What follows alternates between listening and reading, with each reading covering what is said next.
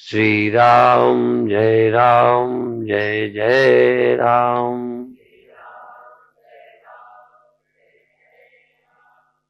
श्री राम जय जय राम।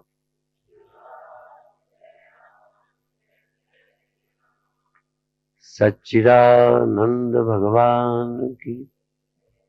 जब हमें सुख या दुख हो तो ये जानना जरूरी है कि ये किस बात का सुख है, ये किस बात का दुख है। घाटा लगा है, अपमान हुआ है, किसी की मृत्यु हुई है, दुख किस बात का है। और जब सुख हो तब देखो, मान के कारण खुश हुए हो, संगीत के कारण हुए हो, कि श्रद्धा के कारण आनंदित हो, प्रेम का सुख है कि विषय का सुख है, ये खाने का है कि धन पाने का है, सुख किस बात का है। सुखी होना ही काफी नहीं है, सुख किस बात का है ये जानना जरूरी है। सुखी तो जानवर भी होते हैं, वो कभी सोचते भी नहीं कि सुख क्यों हुआ। कई लोग हमें मिलते हैं, कहते हैं महाराज दुखी रहते हैं, पर ये पता नहीं किस बात का दुख है। यही नहीं जान पाते कि दुख क्या है। बुद्धि विवेकवती न हो तो हम ये नहीं समझ सकते। जब सुखानुभूति होती है, खाने की होती है, छूने की होती है, फिर छुआ भी है तो क्या छुआ है। प्रातः काल के ध्यान में कुछ चर्चा की थी, यदि इंद्रियां भगवान से जुड़ जाएं, भक्ति का सारा राज इतना ही है। अभी तक संसार देखने को मिला, छूने को मिला, चिपकने को मिला, हाँ, देखने को, छूने को, मिलने को, बात करने को मिला। भगवान न बात करने को मिला, न छूने को मिला, न देखने को मिला, न सुनने को मिला। आपने छुआ होगा किसी आदमी को, औरत को, बहुत थोड़ा सा छुआ होगा तो कभी माँ को, कभी बहन को, कभी पिता को। भगवान नहीं छुआ तुमने। कभी आप अपना अनुभव बताओ जब आपने भगवान को छुआ हो। बहुत अच्छी बात है बेटी, बोली है, बहुत अच्छी है बेटी, बधाई के पात्र हैं। सवाल तो अनुभूति का है। तुम छू सकते हो, तुम देख सकते हो। गार्गी ने एक बार ये कहा था कि वेदांत आज झूठा हो गया। वेदांत कहता है कि परमात्मा दिखता नहीं, परमात्मा स्पर्श में नहीं आता, वो इंद्रियों का विषय ही नहीं है। पर गार्गी ने कहा आज मैं खुद वेदांती हूं, ज्ञानी हूं, मुझे सब आता है। पर वो जब याज्ञवल्क्य के पास थी तो कहती थी आज मैं अपनी आंखों से परमात्मा को देख रही हूं। और ये भी देखो, ये भी एक बात है, जैसे पीछे आवाज आई, एक यहां से आवाज आई कि मैं आपको देखती हूं तो गदगद हो जाती हूं। आप में भी गुरु देखा है, ये भी है, गुरु देखा, भगवान देखा। ये तो आपको मालूम है कि क्या देखा। मेरा यहां विषय नहीं है कि सामने वस्तु वही की वही है, वस्तु वही है, वही व्यक्ति तुम्हारा भाई है, वही व्यक्ति किसी का पिता है, वही व्यक्ति किसी का बेटा है, वही व्यक्ति किसी का पति है। तो किसने क्या छुआ होगा? जिसका जो लगता है वही छुआ। तुमको कोई भगवान लगता होगा तो भगवान देखोगे, भगवान छुओगे, भगवान को मिलोगे, भगवान के पास बैठोगे। पर शर्त यह है कि है वो तुम्हारा भगवान कि नहीं। सबका भगवान है ये भी नहीं कहता। जरूरी नहीं कि जो तुलसी का भगवान है वो शूर का भी भगवान हो। जरूरी नहीं कि जो तुम्हारा गुरु है वो सबका गुरु हो, जो तुम्हारा पति है वो सबका पति हो। जरूरी है तुम्हारा पिता सबका पिता हो, वो भी एक बात है। पर अभी मैंने शुरू जहां से करना है, जिसको हम उपासना कहते हैं, भगवान के पास बैठना। योगी समाधि में भगवान के पास बैठता है, भक्त किसी आकार के पास जब बैठता है तब भगवान के पास बैठता है। और तुम भी यदि बैठ सको, भगवान को देख सको। बातें तो एक दिन में सब ब्रह्म है, पर व्यवहार में तुम ये बताओ, कभी भगवान के पास बैठे हो? कभी भगवान को छुआ है? कभी भगवान दिखे हैं? और दिख गए हैं तो फिर तुम्हारी आंखें भगवान देखने को तरस। जानवर जो कुछ देखता है, मनुष्य वही नहीं देखता। पहले हम आपके स्तर से कह रहे हैं, हमारे स्तर से नहीं। अभी हम आपके अनुसार कह रहे हैं।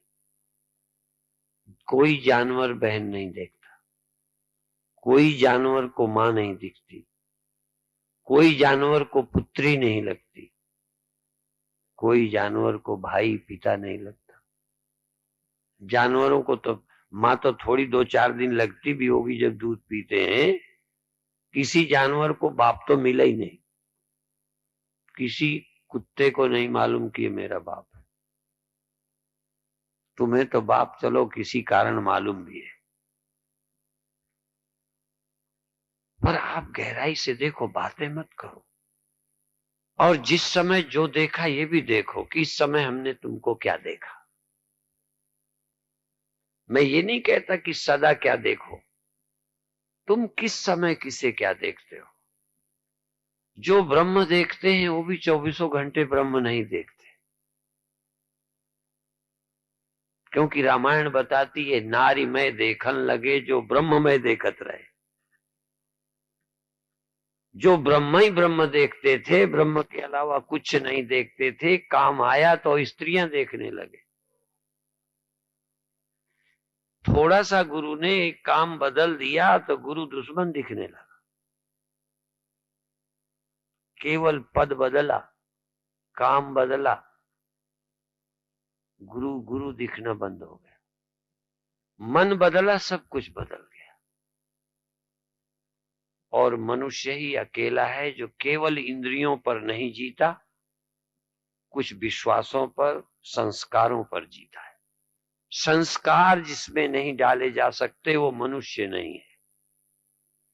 बिना संस्कारों के जो जीता है वो जानवर है, जो संस्कारों में जीता है वो मनुष्य है, और जो आत्मा में जीता है वो ज्ञानी है। और जो विश्वासों में जीता है, संस्कारों में, वही शास्त्र के सहारे आत्मा में जी सकता है, क्योंकि उसे इंद्रियों से ज्यादा कुछ देखने सुनने की आदत पड़ गई है। क्योंकि आप किसी को संत देख सकते हो, एक आदमी को, एक स्त्री को देवी देख सकते हो, क्योंकि तुम किसी एक पुरुष को, जवान को भाई देख सकते हो। जो प्रकृति से ऊपर कुछ देख सकता है, जो इंद्रियों से ऊपर किसी सत्य का विश्वास कर सकता है, वो फिर आत्मा और ब्रह्म को भी खोज सकता है। विश्वासहीन आगे चल नहीं सकता। इसलिए बिन विश्वास न कौनो सिद्धि। कोई आध्यात्मिक बिना विश्वास के नहीं हो सकता। संस्कार के अनुसार दिखाई पड़े सामने। कोई पुरुष के लिए कोई स्त्री भोग्य है, कोई स्त्री के लिए कोई पुरुष भोग्य है, पर संस्कार हमें पूज्य बना देता है। ये मेरी मां है, पूज्य है, वंदनीय है। ये मेरे गुरुदेव हैं, ये मेरे पूज्य हैं, ये वंदनीय है। इनको सिर झुकाने में अच्छा लगता है। कोई गधा किसी गधी को, या गधी कोई गधे को सर झुकाते। केवल प्रकृति में जीता है जानवर, संस्कृति में जीता है मनुष्य, विकृति में जीता है शैतान, और आत्मा में जीता है एक ब्रह्म ज्ञानी। जीना चाहोगे तो रास्ता मिल जाएगा। जो बहन माता पिता मानकर जीना चाहते हैं उनको ग्रंथ के आधार पर जी सकते हैं। जो नास्तिक हैं, विश्वास नहीं करते, जो धर्म को ग्रंथों को अफीम कहते हैं, वो नहीं जी सकते। कभी कभी मैं कम्युनिस्टों से, धर्म को अफीम कहने वालों से पूछता हूं कि तुम अपनी बेटी को बेटी मानते हो कि नहीं। मनुष्य पूरा धर्म विहीन हो नहीं सकता। कुछ नहीं मानता तो बेटी मानता है। विदेश में यहां से भी आगे चले गए बेटी भी मानना। चलते फिरते जानवर जिनमें कोई संस्कार नहीं है, फिर भी कुछ देश समाज के नियम मानते हैं। एक बार एक आदमी दिल्ली की रोड में पेशाब करने लगा। पुलिस वाले आ गए, पकड़ लिया, थाने ले गए। कहने के रोड पे पेशाब करते। थानेदार ने पूछा, पुलिस वाला पकड़ ले गया था कि सचमुच तुम कर रहे थे? कहते हैं हाँ, कर तो रहा था। तो कहने लगा ये पक्षपाती है, बेईमान है पुलिस वाला। कहने क्यों?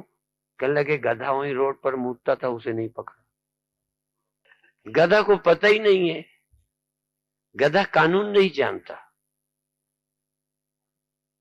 जो संस्कार विहीन है वही जानवर। फिर उसको पकड़ने का क्या मतलब? उसको पता ही कुछ नहीं। अपराधी ये वो हो जिसको पता है कि रोड है, यहां नहीं करना चाहिए, जिसे पता है ये बहन है, जिसे पता है ये मेरी मां है, जिसे पता है ये बेटी है। इसलिए पाप उन्हीं को लगता है जो संस्कारवान है। संस्कार विहीन को क्या लगता है? वो तो जानवर है। इसीलिए कभी कभी हमने छोटे में सुना था कि 12 वर्ष तक पाप नहीं लगता, बच्चा है। इसी तरह से मनुष्य संस्कारों में जी सकता है।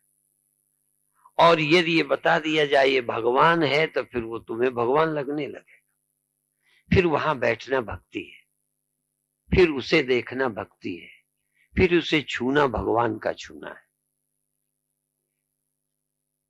इसलिए मंदिर में जो बैठते हैं वो संस्कार वाले हैं, नास्तिक नहीं, कुत्ता नहीं। कोई सुअर मंदिर नहीं जाता, कोई कुत्ता मंदिर नहीं जाता। ठीक है कि वो कहता है हम इन मान्यताओं पर विश्वास नहीं करते। कई मनुष्य कहते हैं हम नहीं मानते। बहन तो मानते हो, क्यों मानते हो?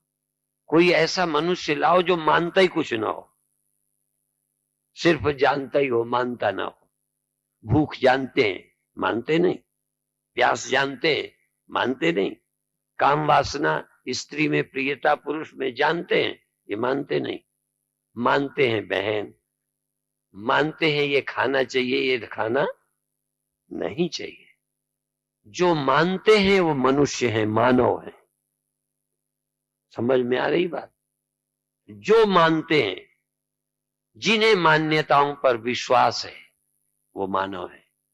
जो मान्यता विहीन है वो जानवर हैं, और विकृत हैं तो दानव हैं।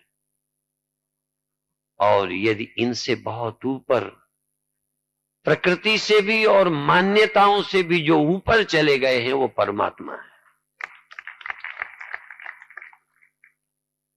गुणातीत, प्रकृति से भी पार, स्त्री पुरुष भेद से पार।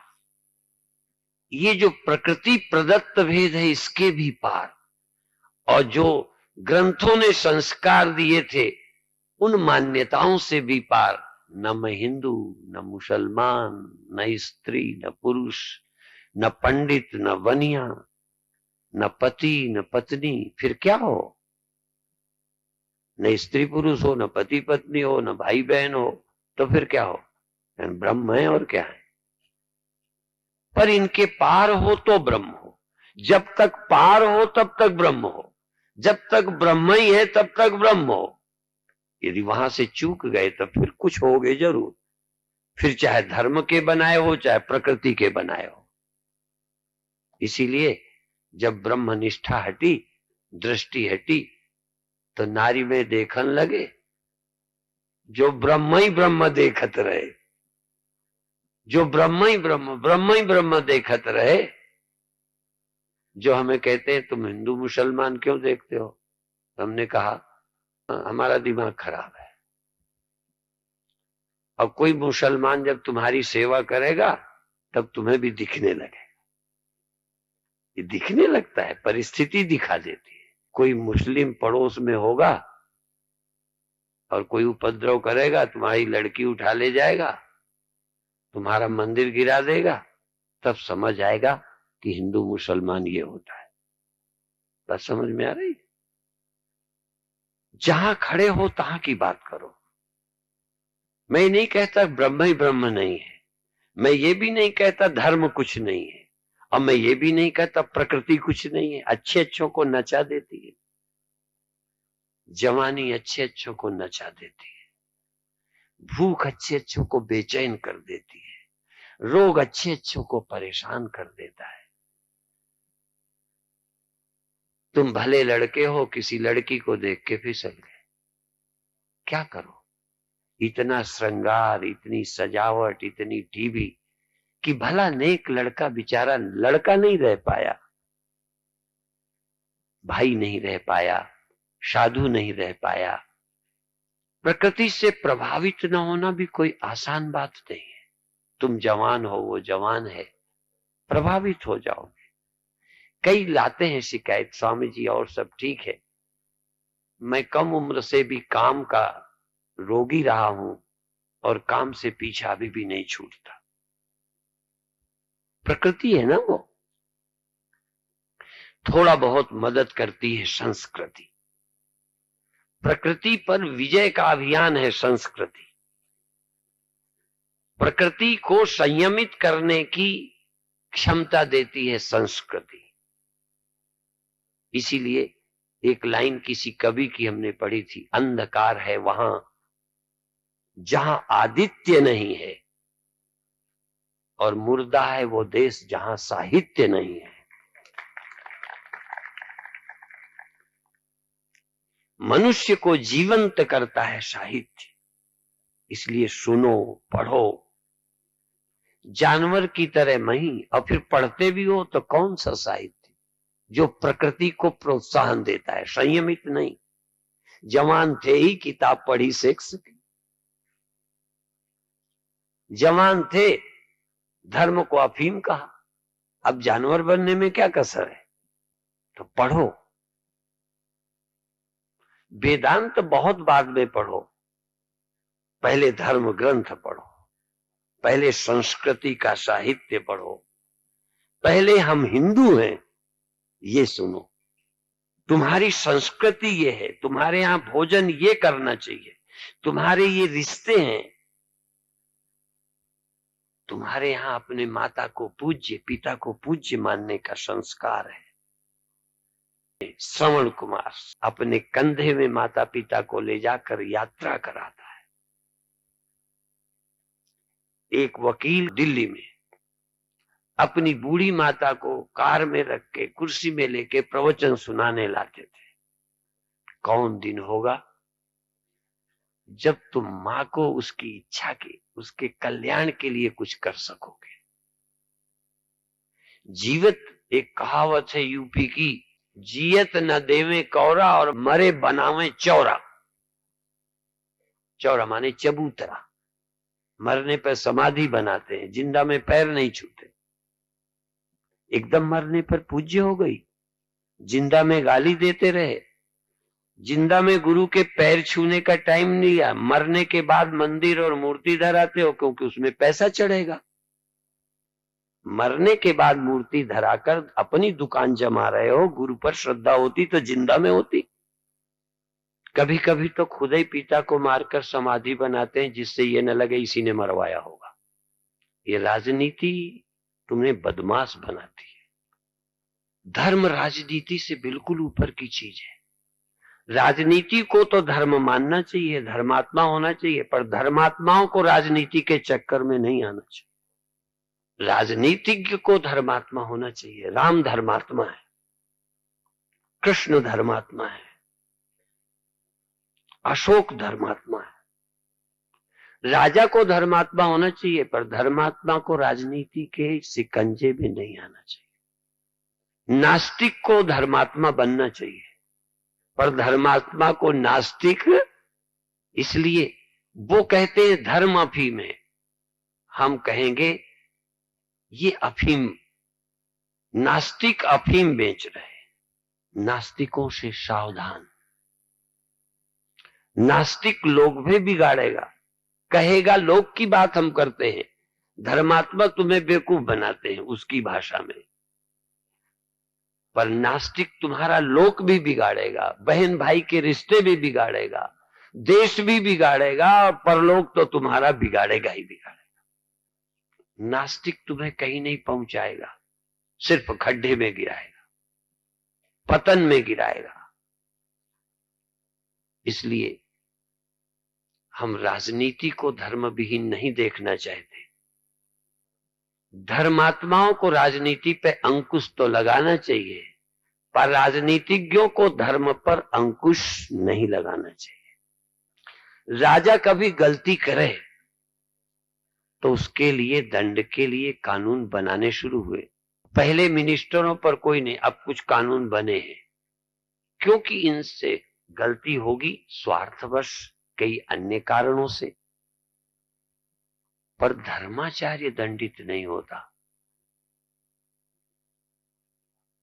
कारण मैं उनको नहीं कहता जो बेईमान है, जो सचमुच धर्माचारी है वो कोई गलत कदम उठा ही नहीं सकता, और यदि गलत होगा तो प्रायश्चित करेगा। तुम झूठ बोलो तो दंड। गांधी जी के समीप कोई झूठ बोला तो गांधी जी ने अपने थप्पड़ मारा कि यदि मेरे में कमी नहीं होती तो ये झूठ नहीं बोलता। धर्मात्मा, इसीलिए चार चीजें, अर्थ काम धर्म मोक्ष।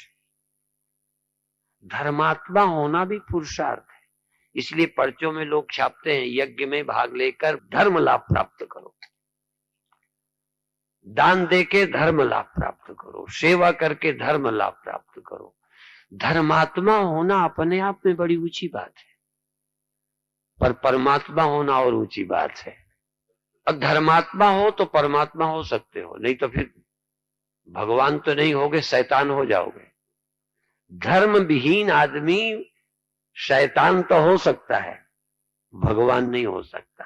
पर जो धर्मात्मा है ना, वो आज नहीं कल परमात्मा हो जाएगा। अब ये देखो, तुम धर्मात्मा हो, यदि धर्म की सीढ़ी पर यदि तुमने पैर रखा तो परमात्मा तक पहुंच जाओगे। संस्कार के अनुसार यदि जीने लग गए, इंद्रियों के अनुसार नहीं, जवानी के अनुसार नहीं। अभी एक गुरुमुख और मनमुख की बात कही थी, बहुत अच्छी बात लगी मुझे। फिर दूसरी एक और बात बीच में आई कि गुरु का गुणगान गाते मेरा जीवन बीते। गुणगान गाते मैं न थकूं, गुणगान गा के न छकूं, इतने गुण दिखे कि मैं गुणगान गाते गाते ही जिंदगी मेरी बीत जाए, इतनी अच्छाइयां दिखाई पड़े। वैसे कहा तो है, श्लोक हमने भी पढ़ा था, पर समझ में तब कहां आया था। एक श्लोक पढ़ा था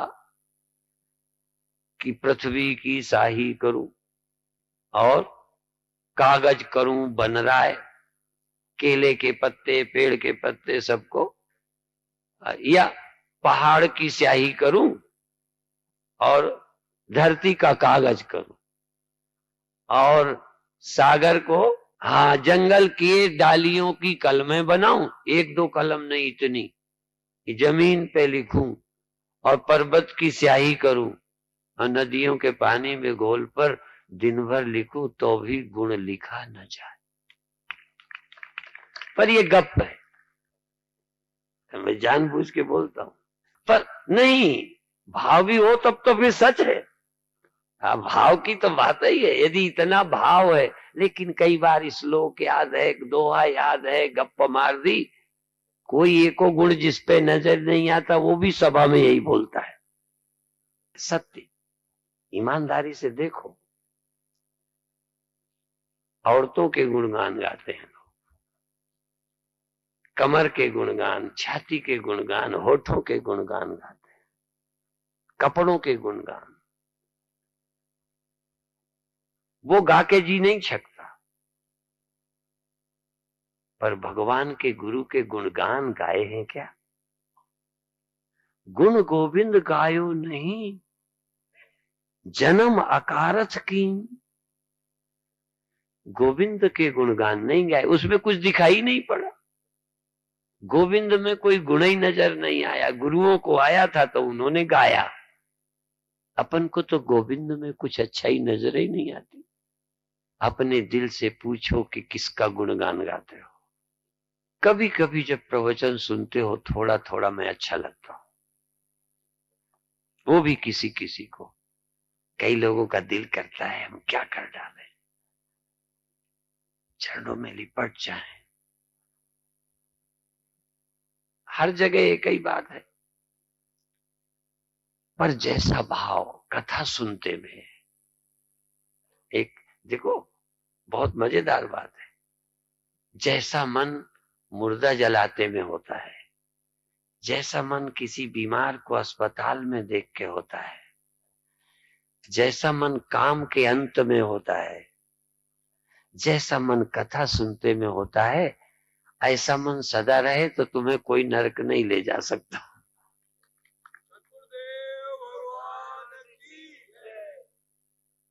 फिर तुम्हारी मुक्ति में कोई रोड़ा ही नहीं बन सकता। कथा सुनते में मन लगता है। कई लोग खुद ही कहते हैं कि जब आप उस समय तो ध्यान लग जाता है, घर जाके नहीं लगता। बुरा नहीं है, थोड़ी देर भी लग गया तो है। कई को तो थोड़ी देर भी नहीं लगता, कथा सुनते में भी नहीं लगता। कई तो भोगों के बाद भी अभी भी सार दिखता है। कई तो रोज मुर्दा फूकते हैं। हमारे बहुत बड़े मित्र, बड़े आदरणीय संत स्वामी गीतानंद जी का शरीर नहीं था। वो कहा करते थे कि 3 जगह वैराग्य होता है, 3 को नहीं होता। 3 जगह वैराग्य होता है, शमशान में, अस्पताल में, कथा में। 3 जगह सबको वैराग्य होता है, पर 3 को वहां भी नहीं होता। डॉक्टरों को, नर्सों को, उन्हें तो बीमारी की दुकान है। हम जाते हैं तो कढ़िलते देख, ये तो जितने कढ़िले उतने उनकी दुकान चलती है। इसलिए डॉक्टरों को अस्पताल में वैराग्य नहीं होता, वो तो धंधा है। मुर्दा जलते देखकर, लाश देख के सबको वैराग्य होता है, पर जो लकड़ी बेचने का काम करता है ना मुर्दा घाट में, उसको नहीं होता। और सब जगह सबको वैराग्य कथा में होता है, पर सम्मेलन व्यवस्थापकों का, सम्मेलन कराने वालों का चस्का होता है दादागिरी का, ठेके का। उन्हें सत्संग से कोई लेना देना नहीं होता। अच्छे से अच्छा महात्मा बुला के प्रवचन कराते हैं, वाहवाही लेते हैं, कलेक्शन करते हैं, उनको कोई लेना देना नहीं। ये सम्मेलन कराने वालों से सावधान रहना, उनको महात्मा मत मान लेना, उनको बहुत अच्छा मत मानना। वाहवाही के लिए कथा कराते हैं बड़े बड़े मिल मालिक, कोई लेना देना कथा से नहीं, कल्याण से कोई मतलब नहीं, जीवन में कोई परिवर्तन नहीं। ठेका ले रखा है, ठेकेदार जैसे बिल्डिंग बनाने का ठेका लेते हैं, कई सम्मेलनों का लिए रहते। बहुत कम लोग हैं जो सचमुच कल्याण चाहते हैं। ये भागवत करवाने वाले एको परीक्षित कथा नहीं सुनता, फिर भी परीक्षित है, बेईमान परीक्षित हो गए। पर जाना बुरा नहीं है, जाना तो पड़ेगा, पर क्या करके कौन गया है, क्या समझ के गया है, इसीलिए आया है सो जाएगा, राजा रंक फकीर, एक सिंहासन चढ़ चले, एक बांधे जात जंजीर। पूज्य गीतानंद जी महाराज हमारे बहुत मित्र, बड़े हितैषी, बड़े सहयोगी थे। इस क्षेत्र की नाक थे वो। संतों की सेवा में नंबर 1 था उनका। और जो काम करते थे बड़े अच्छे ढंग से करते थे। उनका शरीर नहीं रहा, जाना, शरीर छूटना इस सृष्टि का अवश्य होने वाला हिस्सा है, जिसको कोई भी टाल, आया है सो जाएगा, राजा रंक फकीर, एक सिंहासन चढ़ चले, एक बांधे जात जंजीर। पशु भी मरते हैं, उन्हें कम चिंता है स्वर्ग नरक की, उन्हें नहीं है। मुझे नहीं पता ज्यादा, पर अंदाज लगाता हूं, बाकी तुम ज्यादा समझदार हो। बहुत जानवर हैं जो मरते हैं, मरेंगे, सभी मरेंगे, उनको शायद ख्याल नहीं होगा कि मरने के बाद कोई स्वर्ग है, नरक है। ऐसे कुछ आदमी हैं जो हमसे ज्यादा कम चिंतित हैं, कोई चिंता ही नहीं है। चिंता वो करें जो पाप पुण्य मानते हो। एक तबका है जो जानवर की तरह जीता है, दूसरा तबका है कि धर्मात्मा है, थोड़ी चिंता भी करता है, पर थोड़ा उसे खुशी है कि हमने धर्म किया है, अच्छे काम किए हैं, बुरे काम नहीं किए हैं, हमारा कल्याण होगा, ऐसा विश्वास में जीता है एक धार्मिक समाज। और इससे ऊपर वो संत जन हैं, ज्ञानी जन हैं, जो आत्मा को उपलब्ध हुए हैं, और उनके शरीरांत में भी उत्सव मनाए जाते हैं। रोने का काम नहीं है, क्योंकि वो मरे ही नहीं है, अपने घर गए हैं, अपने स्वरूप में। बल्कि जो थोड़ा बहुत कभी कभी मायके आना पड़ता था विवाह के बाद, वो भी बंद हो गया। शरीर में आते थे कुछ आश्रम, कुछ व्यवस्थाएं, कुछ समस्याएं, कुछ शरीर के रोग, वो भी गए। शरीर छूटा माने रहा कहा दुख भी गया। आप समझ रहे हो? कोई आखिरी बहुत दुख आ गया नहीं। संत मरे क्या रोइए, जो अपने घर जाए। संत जब जाता है तो ये अंतिम दुख नहीं, बल्कि अंतिम दुख की निवृत्ति है।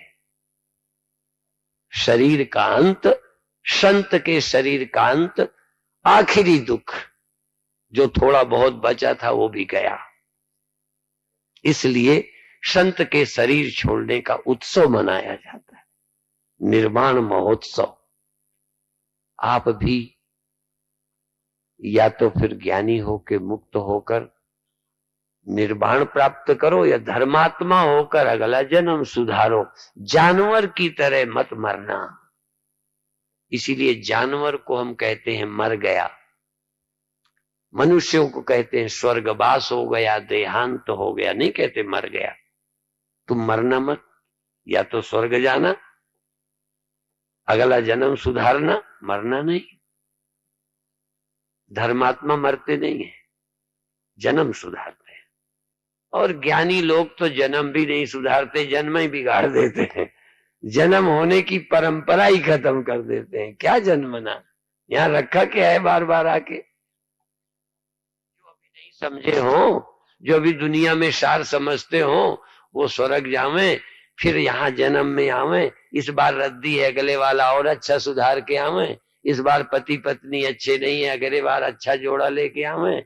इस बार लड़का ठीक नहीं निकला, धर्म करके अच्छा लड़का लेके आए। इस जन्म में दुकान अच्छी नहीं चली, अगले जन्म की दुकान अच्छी बनावे।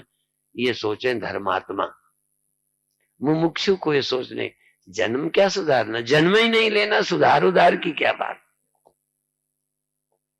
अब देखो तुम तीन में से किस में हो, जानवर हो, धर्मात्मा हो, या ज्ञानी, या जिज्ञासु हो, ज्ञानी होना चाहते हो।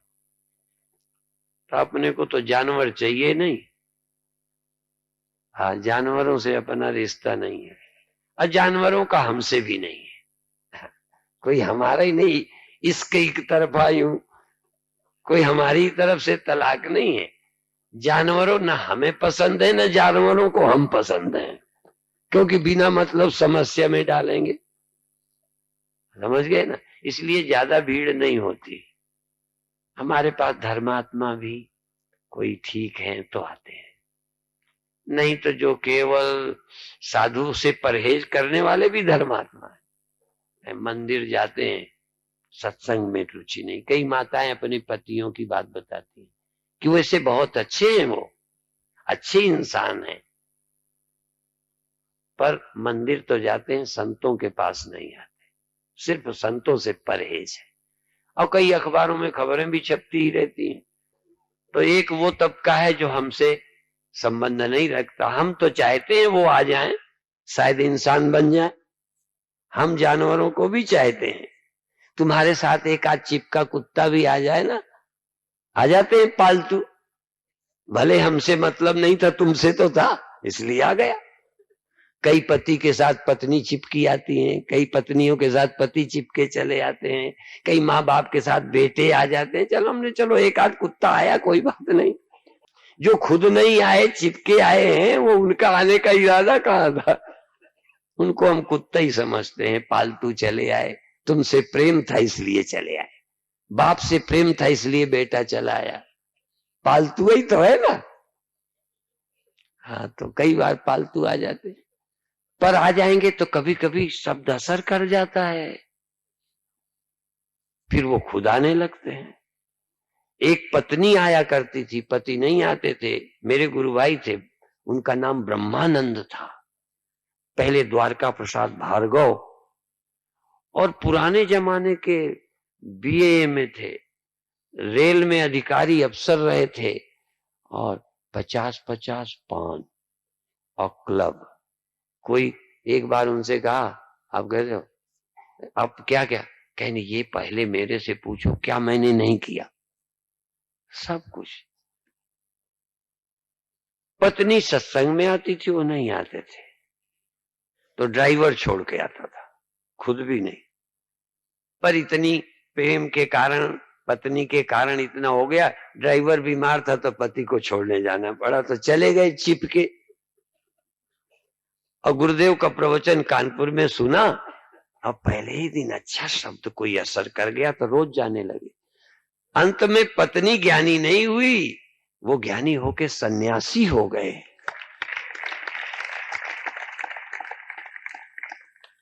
ये सच्ची घटना है, पौराणिक कथा नहीं है,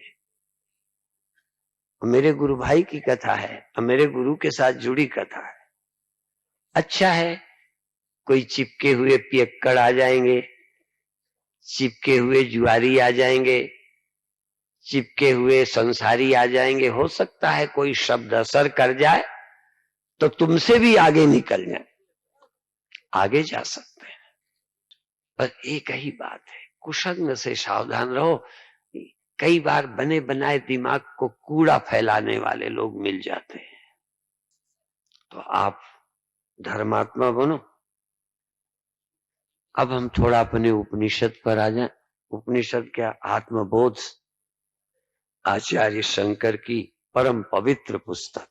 उनकी तो हर पुस्तक बड़ी चिंतनीय है।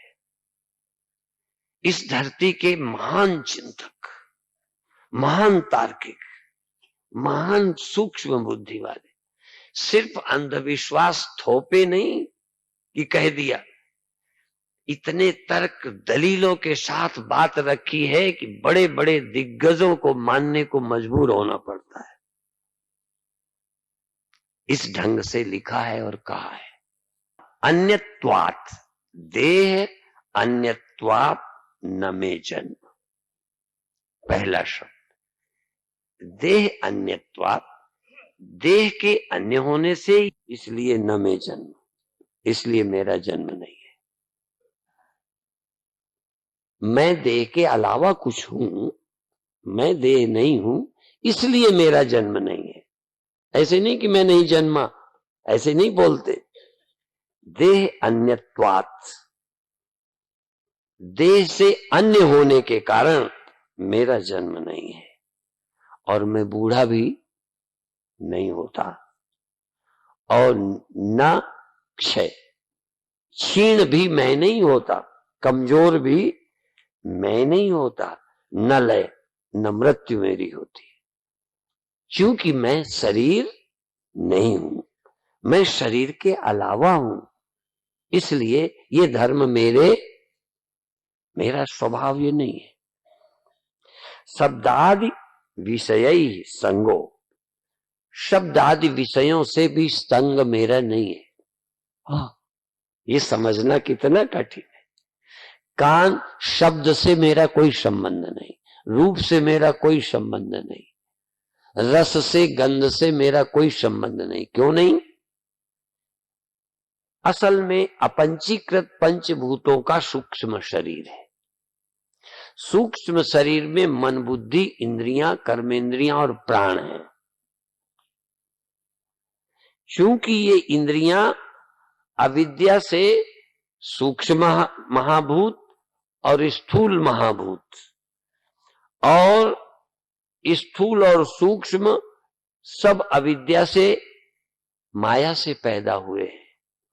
इसलिए और पंचभूतों के, सूक्ष्म पंच महाभूतों के सत्व गुण से मन और इंद्रियां बनी है, और उसके तमोगुण अंश से तन्मात्राएं विषय बने हैं, और उन्हीं के रजोगुण से कर्मेंद्रियां बनी है। आंख अग्नि से बनी, रूप अग्नि से बना, पैर अग्नि से बने। इसी तरह नासिका सत्वगुण से बनी है। किसकी? पृथ्वी के सत्वगुण से, पृथ्वी के सत्व अंश से नासिका बनी, पृथ्वी के ही तमो अंश से गंध बनी। आकाश से कान बने सत्व अंश से, उसी के तमो अंश से शब्द बने। इसलिए ये पंच महाभूतों के सात्विक अंश, राजस अंश, तामस अंश से बने हैं। गुण ही गुण में बरतते हैं, गुणा गुणेषु वर्तन्ते इति मत्वा न सज्जते। कान गुण से बना, सत्व गुण से, शब्द सत्व गुण से आकाश के। ऐसे ही नासिका पृथ्वी के सत्व अंश से, गंध जो आती है वो भी पृथ्वी के तमस अंश से। माने सत्वगुण, रजोगुण, तमोगुण, उस भूतों के इन तीन गुणों से ये पैदा हुए, गुण ही गुण में बरतते हैं। इंद्रियां विषय में जाती हैं, मेरा विषय से कोई लेना देना नहीं है। जल्दी समझ में नहीं आएगा, देर में आएगा। ये तो हमने पढ़ा था गुरुदेव के समय। मैंने पहले कहा कि मुझे अजीर्ण था, ज्यादा रटने में रुचि नहीं थी, पर ग्रंथों ने कहा है तो जरूर बड़ा मूल्यवान है। उस समय कम उम्र थी, हमको भी ज्यादा सीधा ब्रह्म अच्छा लगता था, प्रक्रियाबद्ध समझने में रुचि नहीं थी। वो बातें धीरे धीरे समझ आती हैं। तो शब्दादि विषयी, शब्द आदि जो विषय हैं, इनसे भी मेरा संग नहीं है। क्यों? निरिंद्रियतया, निरिंद्रियतया न च में संग, मैं बिना इंद्रियों का हूं, इंद्रियां मैं नहीं हूं। तो आंख से रूप का ग्रहण होता है, मैं तो रूप को और इंद्रियों को सबको प्रकाशता ही हूं, इनसे मेरा कोई लेना। जैसे तुम रामायण पढ़ो, ये जुआ खेले है, सूर्य की रोशनी है, तो सूर्य की रोशनी जुआरी है कि रामायणी है? आप बताओ जरा। सूर्य कहता है क्या कि तुम ताश खेलो, जुआ खेलो? वो कहता है कि रामायण पढ़ो। पुण्य आत्मा तुम हो, पापी वो है, सूर्य को क्या लेना देना? असल में तुम कौन हो ये ठीक से समझो। ये इंद्रियों के धर्म है, तुम्हारे नहीं है। और तुमको ये पता चलना चाहिए मेरे धर्म नहीं है, झूठ नहीं बोलना। जैसे अभी माँ बहन रिश्ते की बात उठाई, ऐसे ज्ञान में उतनी ईमानदारी कि ये तुम्हारा धर्म है या नहीं, तुम आंख हो या केवल चैतन्य हो, तुम कौन हो, ये निर्णय सचमुच करना, बनावटी बातों में नहीं आना। और यदि तुम्हारा जैसी यथामति, यदि तुम आंख हो तो देखने का पाप पुण्य तुम्हें लगेगा। यदि सिर्फ चैतन्य हो, देखने में न तुम्हें रुचि है, न दिखाई पड़ने से इंद्रियों का सह, तुम बिल्कुल असंग हो। असंगो नहीं सज्जते, तुम में कोई मन आदि है ही नहीं, वो तुम्हारी इच्छा ही नहीं। कभी सोचा ये इच्छा मेरी नहीं है? तुमने कभी सोचा ये धर्म मेरे नहीं, शरीर में नहीं, मैं नहीं मरता? सोचा? नहीं सोचते। तो ऐसे तो पैदा कुत्ता बिल्ली हो गए, बिना सोचे जवान होते हैं, बूढ़े होते हैं, देखते सुनते खाते पीते जीते मर जाते हैं। आदमी भी लगभग जानवर है, थोड़ा धार्मिक जानवर है। हाँ, ये भी समझ लो, थोड़ा धार्मिक जानवर है, कोई ज्ञानी नहीं है। और ज्ञानी हो फिर ज्ञानी जानवर तो कहने क्या है। हाँ, ज्ञानी को तो हम लोग ये बोलते हैं, ज्ञानी तो गधे की तरह सरल। ज्ञानी को तो कोई मान अपमान लेना देना ही नहीं है। ज्ञानी तो क्या बताऊं, ज्ञानी जड़वत, मूकवत, बधिरवत, ना समझवत, जानता सब है पर ऐसे जैसे आम बुद्धू लोग रहते हैं तैसे ही रहता है। हाँ, ये आया है जड़ भरत। ज्ञानी थे, वो जनाते नहीं, तुम क्या समझते हो, मैं ब्रह्म ज्ञानी हूं, तुम्हारी तरह रहता बोलता चलता, पर फिर भी भीतर कुछ हो रही है। सब दिखाई देता सुनाई देता सब पता चलता, लेकिन वो अब आदमी नहीं है, वो अब कर्ता नहीं है, वो शरीर नहीं है, वो साक्षात ब्रह्म है। अमनस्त्वात् नमे दुख। मैं बिना मन का हूं, मन में नहीं हूं, इसलिए मुझ में दुख नहीं है। शर्त तर्क कहने का ढंग, मैं मन नहीं हूं इसलिए दुख मेरा नहीं है। तुम मन हो इसलिए दुख तुम्हारा है। ये लड़का तुम्हारा है इसलिए तुम्हारा लड़का मरा, लड़का ही तुम्हारा नहीं। ईमानदारी से कहो, तुम्हारा नहीं है तो तुम्हारा मरा, जिसका होगा उसका मरा। भगवान का है तो भगवान का मरा, प्रकृति का है तो प्रकृति का मरा। तुम्हारा लड़का कैसे मरेगा? तुम बेवकूफ होगे, लड़के को मैं कहोगे तो मरेगा और रोगे। मैं और मोर तोड़ते माया, बस इतनी तो माया है, इतनी तो अविद्या है, इतने को तो हटाना है। मैं और मेरा, मैं नहीं है, मैं सीमित नहीं, मैं व्यक्ति नहीं, तो मेरा बिना केंद्र के परिधि कैसे बनाओगे? सेंटर तो मैं है, फिर मेरा थोड़ा बड़ा है या छोटा है एरिया? सरकमफ्रेंस बड़ा छोटा हो सकता है, सेंटर तो सेंटर ही है। सेंटर है अहंकार, मैं और मेरा। मेरा गांव है, मेरा देश है, मेरा आश्रम है, मेरे इतने आश्रम है, मेरे इतने चेले। एरिया सरकमफ्रेंस बड़ा है तो सेंटर को जरा गर्व होता है, क्या समझते हो? पर रोता भी है, थोड़ा घट गया एरिया। पहले सारी दुनिया मुझे मानती थी, अब घर वाले भी नहीं मानते। हाँ, यही तो रोना है ना। और तुम चाहते हो आंख बंद करने से मुक्ति मिल जाएगी? समझ करके ईमानदारी से मुक्ति मिलेगी, चालाकी से मुक्ति मिलने वाली नहीं। और यदि सचमुच ईमानदारी तो आज ही मुक्त हो जाओगे। पर कह दो मैं नहीं, मेरा नहीं, ये तन किसी का है दिया, जो भी मेरे पास है वो धन किसी का। और इतना ही नहीं, और तो है ही नहीं, ये मैं और मेरा कहने वाला मन भी किसी का है दिया, ये भी मेरा नहीं, मिल गया, मेरे पास रखा है। तो अमनस्त्वात् न में दुख, राग द्वेष भयादया। चूंकि मन में नहीं हूं इसलिए दुख, राग, द्वेष, भय आदि मेरे नहीं है, मुझ में नहीं है, मुझ में नहीं है। ये तो तुम्हें लगेगा ना, कभी देखते हो ना कि उसकी चोरी हो गई वो दुखी है, उस समय तुम दुखी हो।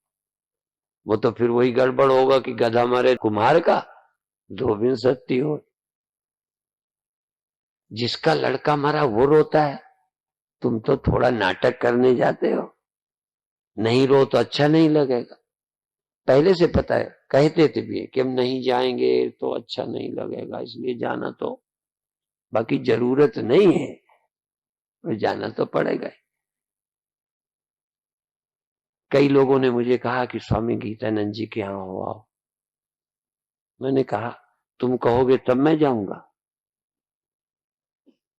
कई लोग समझते होंगे कि हम समझा दें, स्वामी जी को अकल है ही नहीं।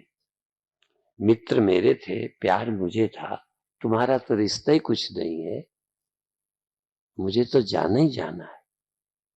पर कई लोगों को लगता है कि हमने सुझाव अच्छा दे दिया। पर हम तुमको जानते हैं, तुम्हें नहीं जाना तो भी मुंह दिखाने जाते ही जाते।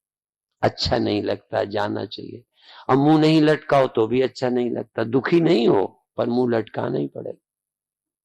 बिना मुंह लटकाए फिर अच्छा नहीं लगेगा। वो बेचारा रो रहा है तो मुंह भी नहीं लटकाओ। और कुशलता है यदि आंसू बहा दो तो हम दुख व्यक्त करने थोड़ी जाएंगे, हम शोक व्यक्त करने नहीं जाएंगे। हमें अपनी मित्रता का प्रेम है इसलिए जाएंगे। आप जब जाओ तो व्यवहार निभाने जाते हो कि व्यवहार है तुमसे कुछ? निभाना निभाना तो ये नाटकबाजी है। हम लोग एक उदाहरण देते हैं, नाइन होती थी पहले, अब होती है कि नहीं होती, अब तो सब व्यक्तिगत तो खत्म हो गया। पहले हर गांव में नाई होते थे। विवाह में भी नाई नाइन चाहिए, मरे में भी नाई नाइन चाहिए। अब पंजाब में भी तो जब कोई मरता था तो नाइन आगे रहती थी, सुना है मैंने। जब वो स्यापा करते हैं पंजाब में छाती कूटने, अब फर्क हो गया वहां भी। जब कोई मरता है तो एक बिल्कुल सैनिक की तरह छाती कूटते, डिजाइन से चलना पड़ता है ऐसे।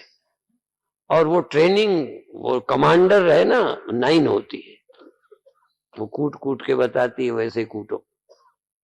हाँ, तो नाइन शादी में जाएगी, गीत गाएगी, किसी के लड़के के जन्म में जाएगी, वो वाले गाना गवाए आएगी, मरे में जाएगी तो छाती कुटाई आएगी, घर में आएगी जैसी की तैसी। यदि ज्ञानी होना है तो नाइन से सीखो, सबके साथ सब जैसे। राम क्या करते हैं, जो जैसा था सबसे वैसा ही मिले, छोटे बड़े भाई बंधु रिश्तेदार, राम सबसे कृपाल दयालु, जो जैसा था उससे वैसे ही मिले, राम राम बने रहे। तुम सब अवस्थाओं में सब जगह रहो, पर किसी से इतना मत मिल जाओ कि तुम रोने लगो। तुम मुक्त बने रहो, तुम अलिप्त बने रहो। इसलिए अमनस्त्वात्, न में दुख न राग, और प्राण भी मैं नहीं। तो प्राणांत का देहांत का सवाल क्या? अब इसी वेदांत में दो रास्ते हैं। एक तो ये हम नहीं है इसलिए मरेंगे नहीं, जन्मेंगे नहीं, दुखी भी नहीं, कोई भय नहीं, कोई चिंता नहीं। और एक ये है कि है सब कुछ। हाँ, यही है चतुराई, यही है चालाकी, यही ईमानदारी की बात है। इसलिए जिसके जीवन में सत्य नहीं है, अहिंसा नहीं है, अस्तेय नहीं है, हाँ, वो इसको समझेंगे नहीं। खिलाड़ी लोग मुमुक्षु नहीं हैं जो, वो इस सत्य का लाभ नहीं उठाएंगे, रोएंगे, दुखी रहेंगे। रोने को राम भी रोए, कभी रोना आ गया, आ गया, मन का धर्म है। कोई रोने जैसी योजना नहीं, स्वप्न हुआ, अच्छा बुरा हो गया, बस। बाद में जगकर उसको हम बांधे सिर पे। तुम कल लड़े हो, आज लड़ाई लिए होते हो कि नहीं, जरा ध्यान दो। सपने में जो कुछ हो गया तुम्हें लाज जूता हो गए, जग के रखे हो क्या? झूठे थे। बताओ, सास की कल की गाली आज तक बहू लिए बैठी, और बहू मुंह पिचका के देखा था, सास को आग लगी पड़ी है। यहाँ एक माता जी हैं, इस समय कहती थी 30 साल पहले नंद ने जो मेरे साथ किया था मैं अभी भूलती नहीं। 30 साल पहले, अगले जन्म तक तो नहीं याद रखोगी, स्वप्न गया, स्वप्ने 90% बिल्कुल ही भूल जाते हैं, याद रहते हैं। यदि जगत की घटनाएं भी स्वप्न थी तो तुझे याद क्यों रखता है? जागृत की घटनाएं स्वप्न नहीं है। यूं ही बकवास करता है जगत स्वप्न, जगत स्वप्न।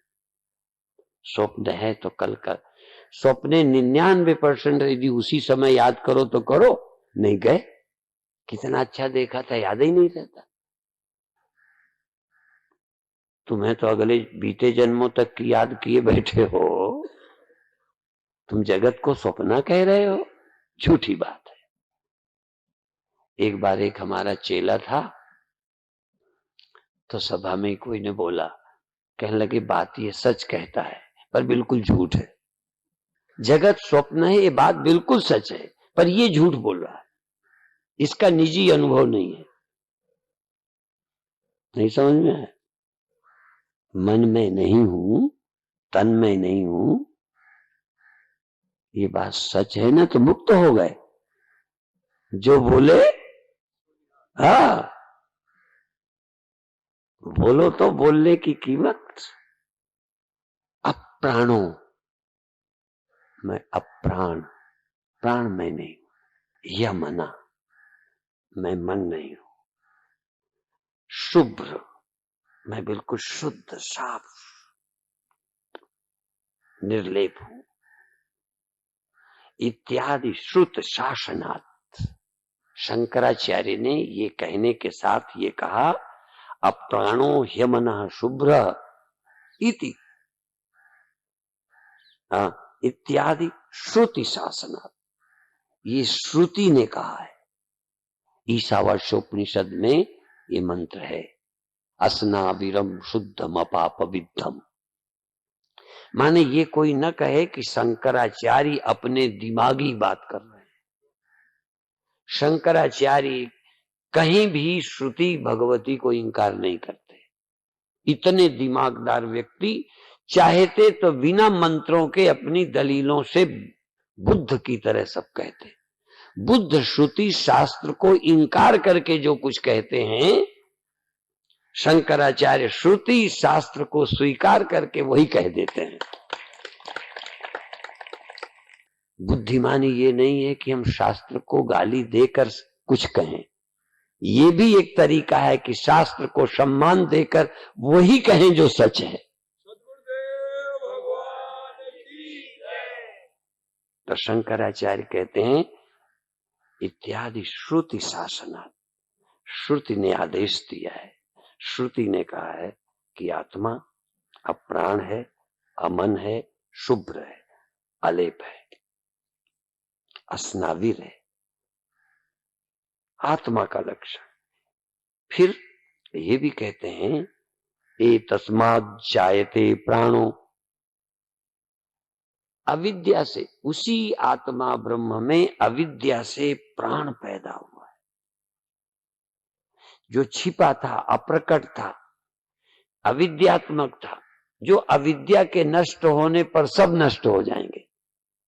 अविद्या, ए तस्मात् जायते प्राण, इस बात को न समझने से प्राण, इस बात के न समझने से मन मेरा, इस बात के न समझने से मन की वासनाओं के लिए इंद्रियां, और उसकी पूर्ति के लिए देह, और इसके लिए बार बार जन्म, केवल इतने के लिए कि नहीं जानते, इसलिए इससे प्राण पैदा हुआ है, इसीलिए उससे मन पैदा हुए हैं, इसीलिए उसकी इंद्रियां, और इसीलिए बार बार देह मिल जाता है, एक अविद्या के कारण।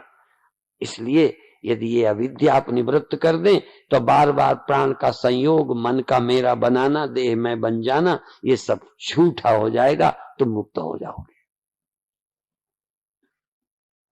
ये कल्पना नहीं है, एक विज्ञान है, एक साइंस है। अंधकार भी लाठी से नहीं जाता, साइंस है।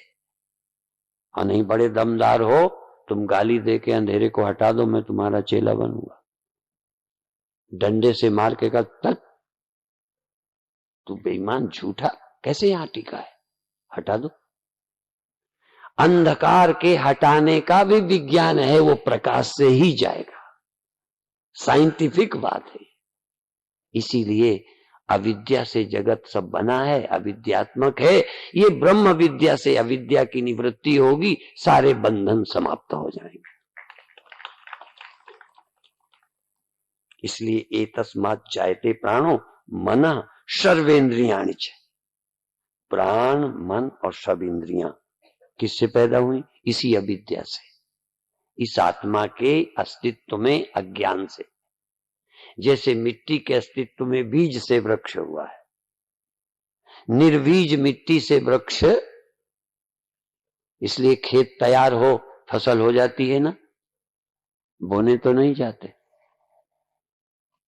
खेती तैयार बैठी है, जुती ट्रैक्टर चले, बहुत अच्छी, कोई घास फूस नहीं, साफ सुथरी जमीन है, तो बोने की क्या जरूरत, जमीन उग जाएगी। इसलिए इस ब्रह्म अकेले से जगत नहीं होता। ब्रह्म में अविद्यात्मक बीज अनादिकाल से, वो भी शुरू से नहीं, बीच में नहीं आई। अविद्या बीज की तरह है, अविद्या स्वयं बीज है और सदा से है, पर इस बीज को नष्ट किया जा सकता है। और जो बीज को नष्ट कर देगा, फिर मिट्टी एक भी पेड़ पैदा नहीं करेगी। इसलिए अविद्या बीज को ज्ञान विद्या द्वारा दग्ध कर देने पर जन्म मरण की समाप्ति हो जाती है। मना सर्वेन्द्रियांश, मन और सब इंद्रियां पैदा हुई, और मन इंद्रियां पैदा हुई, फिर क्या है? खम, वायु, ज्योति, आपा, पृथ्वी, विश्वस्य धारिणी। फिर आकाश, वायु, अग्नि, जल, पृथ्वी, इस संसार को धारण करने वाली, शरीरों को, दुनिया को रखने वाली पृथ्वी पैदा हुई। किससे? मन से, प्राणों से, इंद्रियों से। बिना प्राण के पृथ्वी भी पैदा, और बिना अविद्या के, माया के प्राण भी पैदा नहीं हो सकता। बीज रूप में छिपे थे अविद्या में, उस अविद्या में सब छिपे थे, तब प्रकट नहीं थे, तब जमीन नहीं थी। इसलिए महाप्रलय में जमीन नहीं होती, महाप्रलय में पानी नहीं होता, ये कोई पंचभूत वहां नहीं होते। वहां मन, इंद्रियां और प्राण होते हैं, वो भी अविद्या में लीन होके रहते हैं।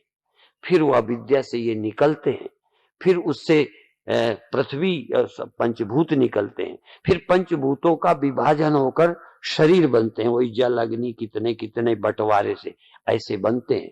और एक यदि अविद्या मर गई तो आगे की प्रक्रिया समाप्त। पर ये नहीं कि अविद्या एक है कि दो, ये जरा, अंधकार एक होता है कि दो होते हैं? एक होता है। हमने अपने घर का हटाया तो दुनिया का हट गया, एक है। चूंकि एक का मतलब एक मरा तो सब मर जाए, अंधेरा मार दिया, अपने घर का मर गया ना सब जगह का। बोलो, अंधकार की तरह न वो एक है न वो अनेक है, जहां का चाहो मिटा लो, जहां का चाहो बना रहेगा। जहां, इसलिए जिस अंतःकरण में अविद्या नष्ट होगी, सिर्फ उसी की नष्ट होगी, सब चेलों की नष्ट नहीं होगी। नहीं समझ में आया? इसलिए अविद्या न एक है न अनेक है, न सावयव है न निरवयव है। एक स्वामी परमानंद को मार दो, आंखें भी मर गई, सब हाथ पैर मर गए। समझ में आया? अविद्या की परिभाषा, न सावयव न निरवयव, न एक न अनेक, और है और समाप्त हो सकती है। इस अविद्या के समाप्त होते ही हम मुक्त हो जाएंगे। इसलिए ये पंचभूत भी बाद में पैदा हुए हैं, थे नहीं।